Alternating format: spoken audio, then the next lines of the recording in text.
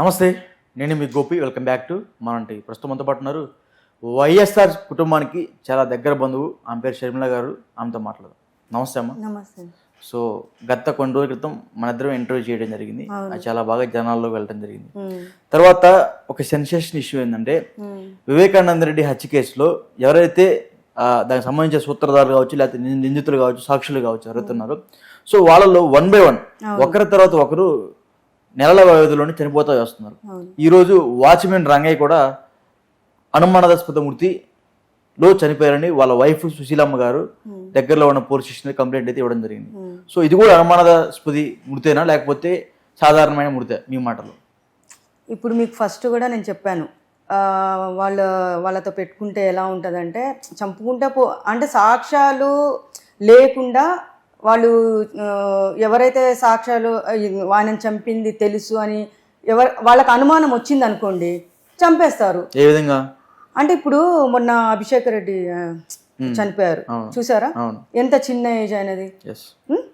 కానీ ఆయన చనిపోయిన తర్వాత కూడా వీళ్ళు వెళ్ళి పరామర్శించడానికి వెళ్ళినప్పుడు కూడా అక్కడ మీరు చూసే ఉంటారు, వాళ్ళని ఇంత కూడా పలకరించాల, వాళ్ళ మిస్సెస్ కానీ వాళ్ళు కానీ ఎవ్వరు తిరిగి ఇంత ముఖం కూడా చూడలేదు. అంటే అక్కడ మీరు అర్థం చేసుకోవచ్చు. ఆయన కూడా వివేకానంద రెడ్డి గారు కేసులో ఆయన కూడా సాక్ష్యమే కదా, ఆయనకు తెలుసు కదా. అక్కడ చంపినప్పుడు అవినాష్ రెడ్డి అక్కడే ఉన్న విషయము అభిషేక్ రెడ్డి గారికి తెలుసు, ఆయన చనిపోయారు. మళ్ళీ ఇప్పుడు రీసెంట్ గా వాచ్మ్యాన్ రంగయ్య ఆయనను కూడా సాధారణమైన చావని ఎలా అనుకుంటారు? ఒకరి తర్వాత ఒకరు ఆయన చనిపోయి 2 months అవుతుందేమో కదా అభిషేక్ రెడ్డి, మరి 2-3 months అనుకోండి. అయితే ఇప్పుడు తర్వాత ఈయన చనిపోవడం ఏంది? వాళ్ళు చిన్నగా ఎలా తప్పిస్తారో చెప్పాను కదా ఫస్ట్ మీకు. వాళ్ళు సైలెంట్ కిల్లర్స్. వాళ్ళకి ఇప్పుడు ఒక ఫ్యామిలీకి వాళ్ళకి భార్య పిల్లలు ఉన్నారా, వాళ్ళు అనాథలు అయిపోతారని చెప్పేసి వీళ్ళు ఆలోచించరు. అవినాష్ రెడ్డి కానీ జగన్ కానీ వీళ్ళు ఆలోచించరు, చంపడమే ఉంటది వాళ్ళకి. ఇప్పుడు దస్తగిరి లాస్ట్ ఒక్కడే ఉన్నారు. ఆయనను కూడా కొన్ని రోజుల తర్వాత ఆయనను కూడా చంపేస్తారులేండి.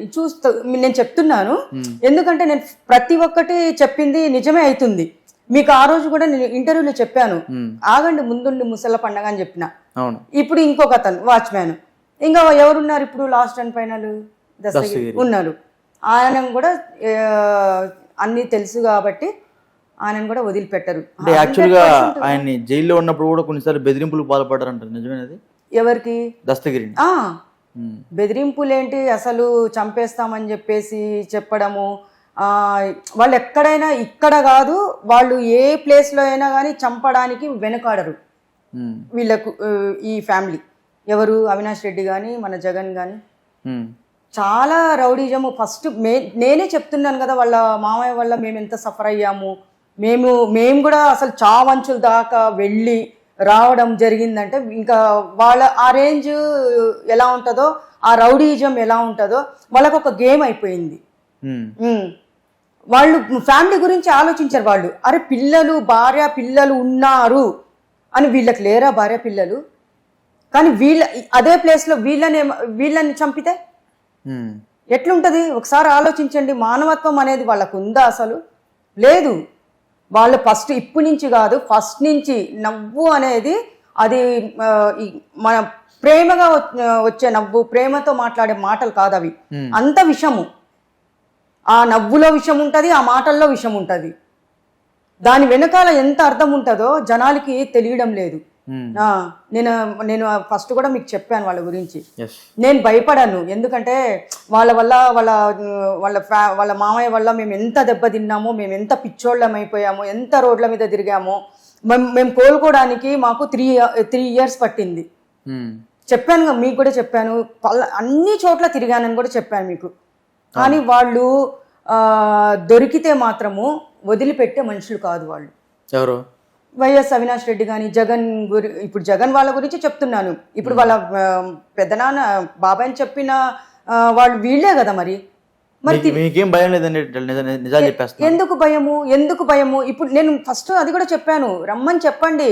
ఎవరి వల్ల మేము ఇట్లా పిచ్చోళ్ళం అయిపోయామో, ఇప్పుడు కోలుకున్నామంటే ఏదో దేవుడు మా వెంట ఉండి నడిపిస్తున్నాడు కాబట్టి మేము ఇంత ధైర్యంగా ఉన్నాము. ఇప్పుడు మేము మామూలుగా చెప్పాలంటే ఎవరైనా భయపడతారు, కానీ మేము వాళ్ళ వల్ల మేము ఎంత బాధపడ్డాము, సఫర్ అయ్యాము.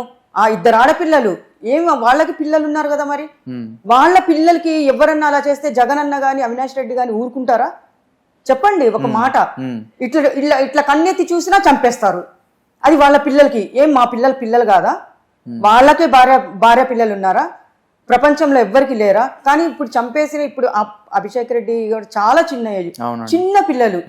ఇంత కూడా అసలు కనికరం అనేది లేదా వాళ్ళకి? కొంచెం న్యూరో ఇబ్బంది వల్ల చనిపోయాడని చెప్తున్నారు అప్పట్లో. అది అంతా అబద్ధం, అంతా అబద్ధము. ఒక డాక్టర్, ఎంత మంచి డాక్టర్ అంటే ఆయన మనుషుల ప్రాణాలు కాపాడేది దేవుడి తర్వాత డాక్టరే అంటారు, 100% కదా. అలాంటి డాక్టరు చాలా చిన్న ఏజ్ ఆయనది, పిల్లలు కూడా చిన్నగా ఉన్నారు. ఆయన చనిపోయారంటే అసలు బ్రెయిన్ డెడ్ అనేది అది ఓన్లీ నాటకము. వాళ్ళ దగ్గర డబ్బు ఉంది కాబట్టి అలా చెప్పిస్తారు. స్లో పాయిజన్ వేసి హాస్పిటల్లోనే స్లో పాయిజన్ వేసి వాళ్ళని డాక్టర్స్ని వీళ్ళు కొని వీళ్ళ తరపున వాళ్ళని కొని అని చంపి ఉండొచ్చు కదా. మరి అలా బ్రెయిన్ డెడ్ అనేది ఎవరికి అవుతుంది? బ్రెయిన్ డెడ్ ఫస్ట్ ఇంటర్వ్యూలో కూడా చెప్పా మీకు, యాక్సిడెంట్ అయితేనే తలకి ఏమన్నా గాయం తగిలితే అది బ్రెయిన్ డెడ్ అవుతుంది, ఊరికనే కాదు ఎవ్వరికి. ఇప్పుడు చాలా మంది కొట్టుకుంటుంటారు, బ్రెయిన్ డెడ్ అంటే బలంగా తగిలితేనే అవుతుంది. మరి గోడకు తగులు రాయికి తగులు అట్లా అవుతుంది. ఆయనకి ఎవ్వరు కొట్టారు, కొట్టకుండానే చనిపోవడం, హాస్పిటల్లో అడ్మిట్ అవ్వడము, అట్లా చనిపోవడం అనేది అది మొత్తం ఒక డ్రామా. డ్రామాలు ఆడడం ఎలా, చంపడం ఎలా, ఎక్కడ కాపు కాసి ఎలా ప్లాన్ చేసి చంపడం ఎలా అనేది వీళ్ళు స్కెచ్లు భలే ఉంటాయి. అవినాష్ రెడ్డిది కానీ జగన్ అన్నది కానీ. స్కెచ్ వేసేది మెయిన్ అనేది చేతిలో మొత్తం తీసుకునేది గుప్పెట్లో అవినాష్ రెడ్డి. ఈయన ప్లాన్స్ వేస్తే ఆయన ఇన్వాల్వ్ అవుతాడు, కానీ ఆయన కనపడడు. కనపడని కిల్లర్ ఎవరంటే జగన్ అన్న. మొత్తం నడిపించేది ఎవరంటే అవినాష్ రెడ్డి. పెద్ద రౌడీ ఆయన. ఆయన దగ్గర చాలా విద్యలు నేర్చుకోవాలి. చంపడం ఎలా, సాక్ష్యాలు లేకుండా తప్పించుకోవడం ఎలా అనేది అవినాష్ రెడ్డికి పెట్టిన అది ఒక విద్య. త్వరలో దస్తగిరి కూడా ఇబ్బంది అవుతుంది అంటారా? 100% అవుతుంది. ఆయన ఎంత జాగ్రత్తగా ఉంటే అంత మంచిది. ఆయన మొత్తం ఆయన బయట పెట్టేస్తున్నాడు కదా, అన్నీ మారిపోయాడు, ఆయన బయట పెడుతున్నాడు. ఇప్పుడు మీకు అది కూడా చెప్పాను, ఒక నోరు లేని కుక్కని కూడా చంపేసి వాళ్ళు లోపలికి వెళ్ళి అంత ఘోరం చేశారంటే పాపం అదేం చేసింది? మనకు అంటాం కుక్కకున్న విశ్వాసం మనుషులకు ఉండదు అని, కానీ నోరు లేని జంతువుని చంపారంటే అది ఇప్పటికీ నేను చాలా బాధపడతాను మనసులో, చాలా బాధ. నాకు నోరు లేని జంతువులు అంటే చాలా ఇష్టం నాకు. అలాంటి జంతువుని కూడా, నోరు లేని దాన్ని కూడా చంపి లోపలికి వెళ్ళి అంత ఘోరం చేశారంటే మీరు అక్కడ ఆలోచించవచ్చు. నోరు లేని కుక్కనే చంపారంటే వీళ్ళు మనుషుల్ని కూడా వదిలిపెట్టారు. ఇంకా భార్య పిల్లలు ఉన్నారని కూడా వాళ్ళు ఇంత కూడా ఆలోచించారు. ఇంత కూడా వాళ్ళకి ఆలోచననే రాదు. ఎందుకంటే ఇప్పుడు వాళ్ళు మనుషులైతే అరే మాకు పిల్లలు ఉన్నారు, మా భార్య పిల్లలు ఉన్నారు, మేము చేసిన పాపాలు మా భార్య పిల్లలు తగులుతుందేమో అని ఆలోచిస్తున్నారా? లేదు. చంపడమే వాళ్ళ పెట్టిన విద్య, చంపడమే వాళ్ళకి తెలిసింది విద్య. ఈ కేసుకి అంత ఉండదంటారా?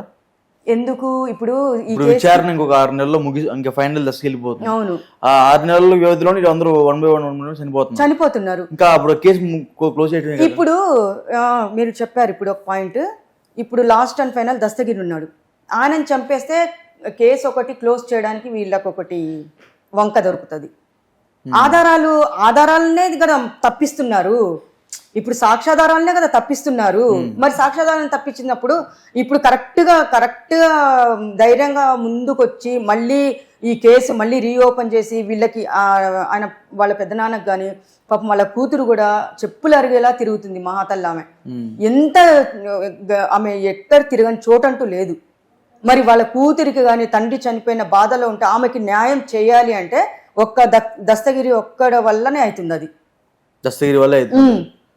ఇప్పుడు ఆయన సాక్ష్యాలు మొత్తము కోర్టుకు కానీ ఆమె అంత కష్టపడింది కాబట్టి ఆమెకు సపోర్ట్ చేసి ఈయన ముందుకు వెళ్ళాడు అంటే మళ్ళీ వీళ్ళకు ఉంటుంది.